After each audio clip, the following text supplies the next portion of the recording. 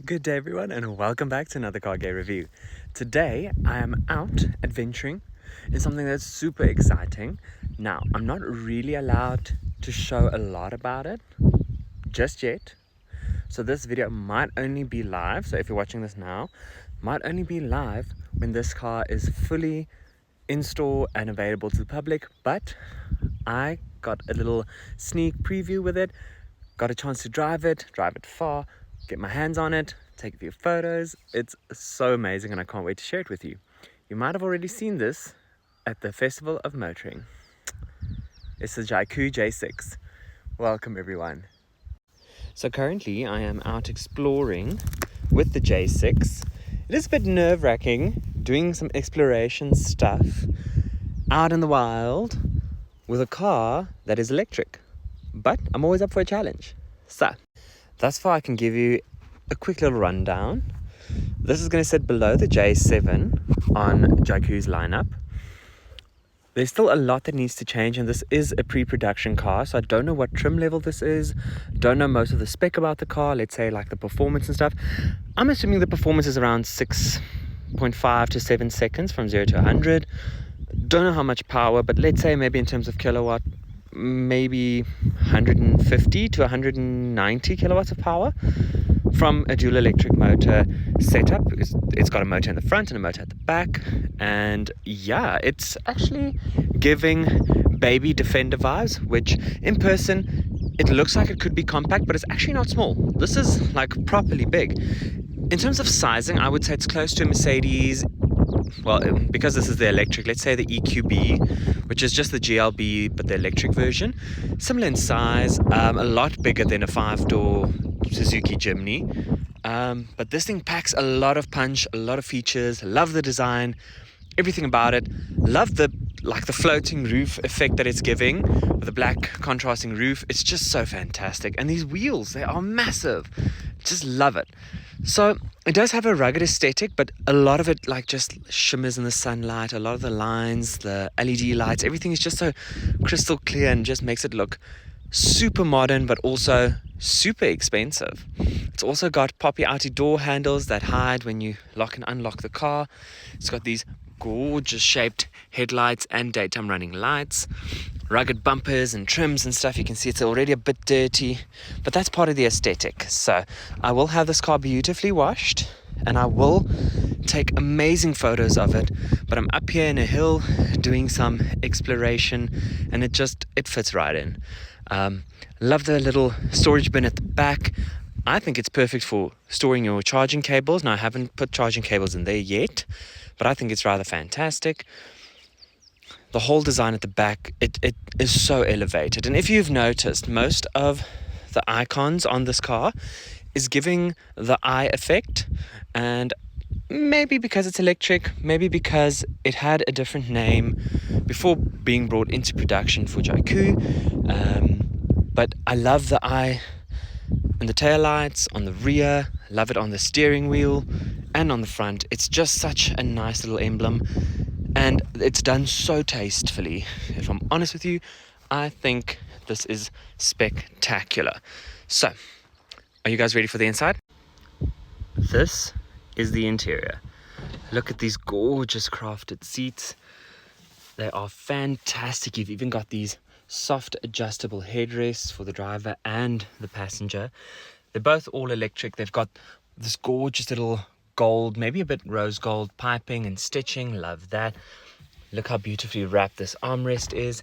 It's actually got like this floating binnacle with the wireless charger. Some more soft gold, rose goldy effects on the vents with some LED daytime running lights like here in the center, and then the ambient mood lighting in the aircon vents. Then if you check this massive infotainment screen, it's absolutely fantastic. The size of it, I believe it's like a 14-inch, maybe even bigger. It's gorgeous. Then here, behind the steering wheel, you get a smaller little screen behind the steering wheel that gives basic information like your speed, if you're in drive and park, if your lights are on, your range, as well as the overall percentage of battery you have left. And it's not that big, but it fits perfectly between this little gap in the steering wheel. And It doesn't have a heads-up display, but maybe a higher trim level might. I'm not 100% sure. But what it does have is the Infinity sound system, and it is glorious. Like, I'm comparing it to a Mini's Harman Kardon, and it actually feels like it outperforms the Harman. I'm not gonna lie. Then if you look at this cute little gorgeous square steering wheel, it's fantastic. Love it. It's very Tesla-esque, with only having 2 major scrolly buttons and then 2 shortcut buttons. This side is currently for the volume and infotainment stuff. This side is for the aircon, which is interesting. If I press that, the aircon should go on. There we go, the aircon's on. So I find that interesting. I can adjust the speed and everything here on the swivel wheel, and I think it's pretty unique. It's cool. I'm sure this can be configurable later on. Like I said, this is a pre-production car, so there's a lot of things that are present and a lot of things that are in the infotainment system but not yet activated, so that people like can't actually fiddle too much and damage things. So it is still just a pre-launch car. This is just to give you an aesthetic and a feel of what is to come. So not only are these seats electric, and this front bolstering here can actually lift up to give you a little bit of under thigh support. The whole door is covered in leather. The whole dash is covered in leather with beautiful stitching. Nothing wrong with that. Everything just looks so opulent. If you also look at the stitching on the steering wheel, it's fan-bloody-tastic. This thing looks and feels so expensive. To get out the car, you've got a button to exit. There is some safety lever down there that you can pull in case that doesn't work. But then also just check these switches, right? That is all the switch gear you get for your windows. Like, that is so fantastic. And you know, in other cars you press down to have the window go down, and you pull back up to get the window up. Well, in this one you press forward or backwards. Like, how cool is that? I love that. In the back you actually have a lot of legroom, more than enough for an average size family, because this is like I said, a mid-size SUV, all electric SUV I might add. But if I get into the back, just check these headrests. Now in some cars these are actually just like hollow shells, so they sound like tinny and open. Not this. This is a solid piece. Like, I love that. Everything is so expensive and heavy and weighty.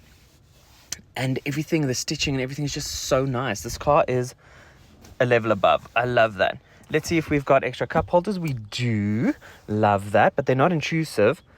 You don't have to like put your elbow in them. Like in some cars, they are positioned too far back, so you can't comfortably use the armrest. But in this one, you can.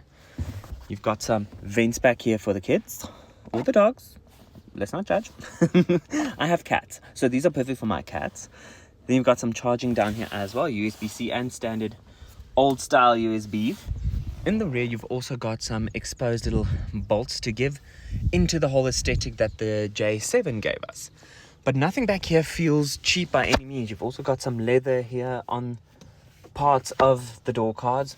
You've also got a leather wrapped handle here for the door to open and close it. Got some seat pockets, and just check here from the back how massive that screen is. Like, the whole dash design and everything is just so fantastic. And you've got a big panoramic sunroof. It's not fully open yet, the blind is still partly closed, but it is massive. Let me just put that out there again. And lastly, around the back, there are things in my boot. It is not the deepest trunk, but it's very wide and a large usable space. Because it's square shaped, you can fit a lot into it. So I've got the cat bed and the camera bag. Ignore those. But it is bloody fantastic. It's not electrically operated, but I don't really mind. I really don't mind opening a boot myself. I think that's fantastic, and it adds to the ruggedness, the durability, everything feels weighty and chunky, and I love that. But there you have it. That's a quick little rundown on the new all-electric Jaecoo J6. What do you guys think? So when this video goes live, it might already be on showroom floors. But what's your overall opinion? And I hope this entertained you guys a lot.